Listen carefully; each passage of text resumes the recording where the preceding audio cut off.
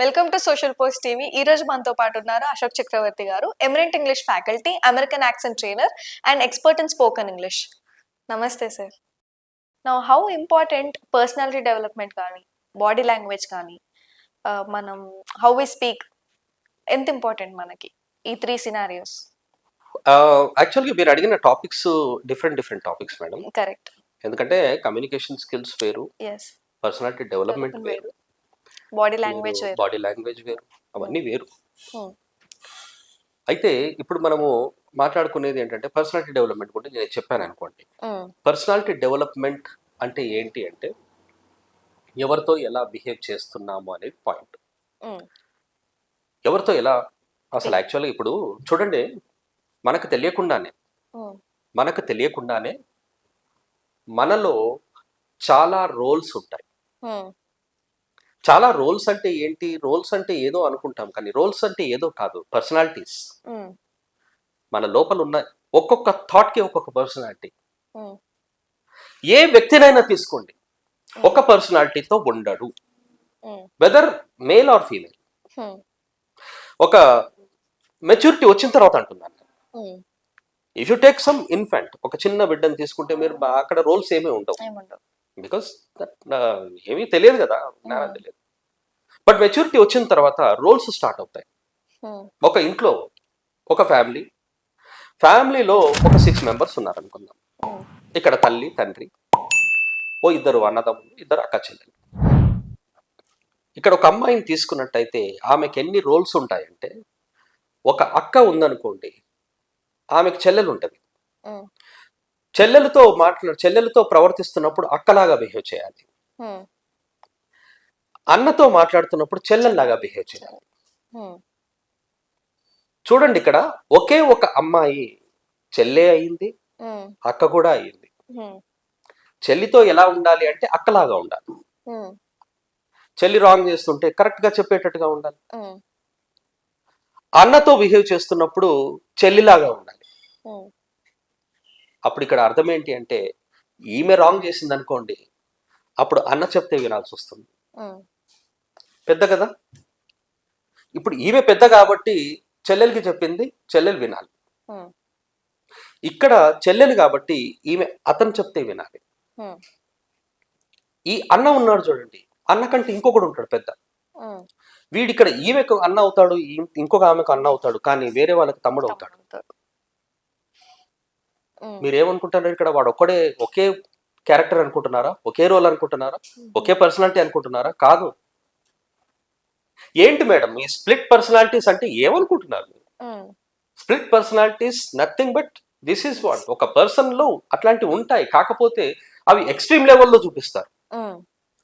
ఇది normal thing. ఇది ఒక పర్సన్ డిఫరెంట్ రోల్స్ ప్లే చేయాలి. ఇప్పుడు ఈ అన్నగా ఉన్నవాడు ఒక అబ్బాయికి తమ్ముడు అవ్వచ్చు, వీళ్ళకి అన్న అవుతాడు. కానీ ఇంకొక విధంగా కూడా ఉంది, కొడుకు కూడా వాడు కొడుకు రోల్ కూడా ప్లే చేయాలి. ఇక్కడ ఇంటి పెద్దను తీసుకుంటే తండ్రి ఎన్ని రోల్స్ ప్లే చేయాలో చూడండి. ఇక్కడ లేడీని మ్యారేజ్ చేసుకున్నప్పుడు ఈమెతో భర్తగా ఉండాలి, మళ్ళీ పిల్లలకి తండ్రిగా ఉండాలి. ఇక్కడ తండ్రి రోల్ ప్లే చేశాడు, ఇక్కడ భర్త రోల్ ప్లే చేశాడు. అలాగే ఫ్రెండ్స్ ఉంటారు, ఫ్రెండ్స్ ఉన్నప్పుడు ఒక ఫ్రెండ్ రోల్ ప్లే చేయాలి. ఎవరో పెద్దనాన్న ఉన్నాడు, బాబాయ్ ఉన్నాడు, మామయ్య ఉన్నాడు, అల్లుడు, మళ్ళీ ఆ భార్య వాళ్ళ తల్లిదండ్రులు వస్తారు, వాళ్ళకి అల్లుడు అవుతాడు. ఎన్ని రోల్స్ ప్లే చేస్తే ఒక మనిషి అవుతాడు. అయితే మీరు అనుకుంటున్నారా అన్ని రోల్స్ అందరూ ప్లే చేయగలుగుతున్నారా? చేయలేరు. దాన్నే ధర్మం పాటించడము అంటారు. ధర్మంగా ఉన్నాడు అని. అన్ని రోల్స్ ప్లే చేయడం అనేది అంత ఈజీ కాదు. అన్ని రోల్స్ ప్లే చేయలేరు కూడా. ఒకవేళ అదే హస్బెండ్, అదే ఇంటి పెద్ద ఒక కాలేజ్ లో వర్క్ చేస్తున్నాడు అనుకోండి, అప్పుడు ఎలా ఉండాలి? ఒక లెక్చరర్ గా ఉండాలి. అంటే లెక్చరర్ ఇస్ నథింగ్ బట్ గురువుగా ఉండాలి. గురువుగా అంటే అతను మిగతా వాళ్ళందరికీ కూడా ఏది తప్పు ఏది ఒప్పు చెప్పాలి. అవును. మనము ఒకసారి అనుకున్నాం, ఏమనుకున్నామంటే మనకు అలవాట్లు నేర్పించాలి, మంచి అలవాట్లు నేర్పించాలంటే మనకు పేరెంట్స్ నేర్పిస్తారు, హ్మ్. లేదు అంటే టీచర్స్ నేర్పిస్తారు, లెక్చరర్స్ నేర్పిస్తారు. హ్మ్. లేకపోతే మనకు సొసైటీ చాలా తక్కువ కష్టం. హ్మ్. సెల్ఫ్ సెల్ఫ్ టాట్ అంటాం, అవును. సెల్ఫ్ డెవలప్మెంట్ అంటాం. హ్మ్. అటువంటి వాళ్ళు మనకు ఎక్కువగా దొరకరు, ఓకే. ఎక్కువగా దొరకరు. హ్మ్.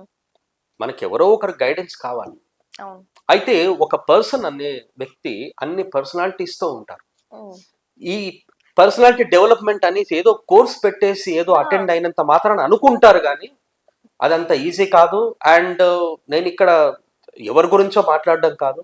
పర్సనాలిటీ డెవలప్మెంట్ ట్రైనింగ్ ఎవరో ఇస్తున్నంత మాత్రాన, ఆ ట్రైనర్ వచ్చేసి ట్రైన్ చేస్తున్నంత మాత్రాన అతను కూడా అతని డ్యూటీస్ అన్నీ కరెక్ట్గా ప్లే చేస్తున్నాడా లేదా అనేది అది ఎవరిది వాళ్ళకే తెలియాలి. హ్మ్. నేను ఆ, అందరితో సైలెంట్గా మాట్లాడండి, కూల్గా మాట్లాడండి, ఎప్పుడు కూడా కోపం తెచ్చుకోకండి. హ్మ్.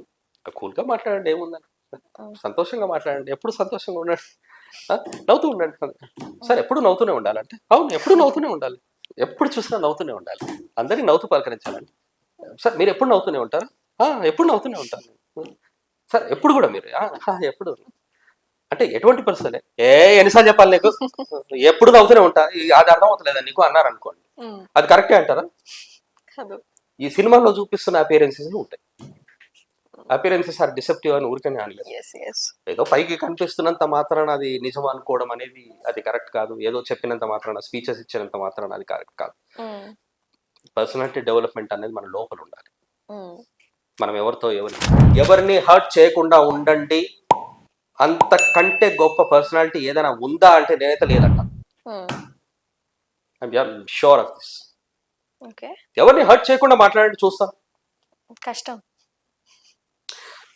నేను ఎందుకు ఖచ్చితంగా చెప్తానంటే నేను నా లైఫ్లో నేను ఎవరిని హర్ట్ చేయలేదు. హుహు. I'm giving guarantee. ఎందుకంటే నేను చాలా మందికి తెలుసు కాబట్టి, ఒకవేళ ఎవరైనా అంటారు సార్ మీరు నన్ను హర్ట్ చేశారు కదా అని, హ్మ్. నేను హర్ట్ చేయను. హ్మ్. అందుకని నేను చెప్తున్నా, హ్మ్. మనం ఏదైతే ఉంటామో అది ఎదుటి వాళ్ళకి చెప్తే వాళ్ళు బాగా క్యాచ్ చేస్తారు. హ్మ్. అంత పర్సనాలిటీ, డెవలప్డ్ పర్సనాలిటీ అంటాం. అవును. అంత డెవలప్డ్ పర్సనాలిటీ ఉండాలి అంటే మరి అది ఫ్యూచర్లో అవుతుందా లేకపోతే ఎప్పుడవుతుందో నాకైతే తెలీదు. సో, యాటిట్యూడ్ మీద డిపెండ్ అవుతుందంటారు. Yeah, definitely. Hmm. Attitude is nothing but behaviour, Bhavani. Hmm. Attitude is nothing but behaviour. Behaviour. Hmm. నేను ఎక్కడో విన్నాను ఏంటంటే యాటిట్యూడ్ అనే దాన్ని రాంగ్ చేశారు. హ్మ్. యాటిట్యూడ్ అనే వర్డ్ ఏదైతే ఉందో దాన్ని మీనింగ్ ని తప్పు చేశారు. కరెక్ట్. ఒకానొక ఇంటర్వ్యూ నేను చూస్తున్నాను. I don't watch TV a lot hmm. Actually. నేను టీవీ ఎక్కువగా చూడను, మూవీస్ కూడా చూడను. ఎప్పుడైనా rare case hmm. if I sit in front of TV, then unexpectedly some programs వస్తుంటాయి, హ్మ్. మనం చూస్తాం. పర్టికులర్గా ఈ ప్రోగ్రామ్ చూడాలనేది నేను చూడను, హ్మ్. పర్టికులర్గా ఈ మూవీ చూడాలని నేను చూడను. హ్మ్. ఏదో అన్నోయింగ్లీ ఏదన్నా ఉండొచ్చు, బట్ ఎక్కువగా అబద్ధాలని నేను నచ్చను. హ్మ్. ఎందులోనైనా అబద్ధాలు ఉన్నాయంటే నేను నచ్చను. నేను మహాభారతాన్ని నచ్చుతాను అంటే అర్థం ఏంటి, అందులో నిజాలు ఉంటాయి, హ్మ్. అది ఓకే. సో ఇక్కడ యాటిట్యూడ్ అనే మాట వచ్చింది కాబట్టి, ఎక్కడో ఒకానొక వ్యక్తి, ఫిల్మ్ యాక్టర్ ఒక వ్యక్తిని ఇంటర్వ్యూ చేస్తున్నాడు. ఆ వ్యక్తి కూడా ఫిల్మ్ యాక్టర్ ఉండొచ్చు. నేను విన్నాను ఏంటంటే నీకు చాలా యాటిట్యూడ్ ఎక్కువ అని విన్నాను అని హ్మ్. అంటున్నాడు అనమాట. అవును. ఆ ఫిల్మ్ యాక్టర్ అంటున్నాడు. మరి ఆ ఫిల్మ్ యాక్టర్కి తెలుసో తెలియదో నాకైతే తెలియదు. యాటిట్యూడ్ అనేది రాంగ్ వర్డ్ కాదు అది. హ్మ్. అతని ఉద్దేశం ఏంటంటే మీకు పొగరు ఎక్కువ అని విన్నాను నేను అనేది ఉద్దేశం. అతని ఉద్దేశం ఏంటంటే మీకు పొగరు ఎక్కువ అనేది నేను విన్నాను అనేది అనాలి అతను. హ్మ్. కానీ అతను ఏమడుగుతున్నాడంటే మీకు యాటిట్యూడ్ ఎక్కువ అని నేను విన్నాను, అది నిజమేనా అని అడుగుతున్నాడు. హ్మ్. But I tell him directly, attitude అంటే రాంగ్ వర్డ్ కాదు, హ్మ్. అది నెగిటివ్ చేశాడు. కరెక్ట్. అతనికి ఎవరో వేరే వాళ్ళు ఎవరు చెప్పారో తెలియదు, హ్మ్. కానీ యాటిట్యూడ్ అంటే బిహేవియర్ అనమాట. హ్మ్. నాతో నా టీచర్సే కానివ్వండి, ప్రిన్సిపల్ దగ్గరికి వెళ్తే, చిన్నప్పుడు నన్ను ప్రిన్సిపల్ దగ్గరికి వెళ్తే, అశోక్ యాటిట్యూడ్ బాగుంటది కదా అన్నాడు. అప్పటి నుండి నాకు తెలుసు, ఓకే. అప్పటి నుండి పాప మా ప్రిన్సిపల్ ఎక్కడ ఉన్నాడో నాకు తెలియదు, నేను ఫస్ట్ విన్నాను అనమాట. నా గురించి ఎవరో ఏదో చెప్పారు. అంటే ఏదో నేను క్లాస్లో నుండి బయటకు వెళ్ళానా, మరి ఏం చెప్పారో తెలియదు. అశోక్ అలా చేయడం, అశోక్ యాటిట్యూడ్ నాకు తెలుసు, ఆయన యాటిట్యూడ్ చాలా బాగుంటది అన్నాడు. యాక్చువల్గా వేరే వాడు వెళ్ళాడు, నా పేరు చెప్పారనమాట. నేను చిన్నప్పటి నుండి ఎప్పుడు మిస్టేక్స్ చేసినామని కాదు. కొంతమంది అంటుంటారు నేను చిన్నప్పుడు అంతా చాలా ఎట్లా అంటున్నో తెలుసా, నేను ఖతర్నాక్ ఉండే అని. నాకు అట్లాంటి స్టోరీస్ ఏం లేవు. నాకు చిన్నప్పటి నుండి మంచి స్టోరీ ఉంది.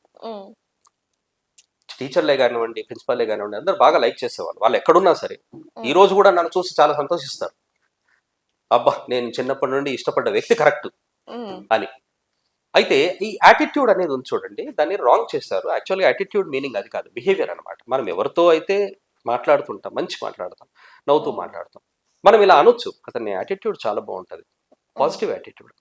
అసలు యాటిట్యూడ్ మీకు రాంగ్ వర్డ్ అయితే పాజిటివ్ యాటిట్యూడ్ అనేది అంటారు. కరెక్ట్.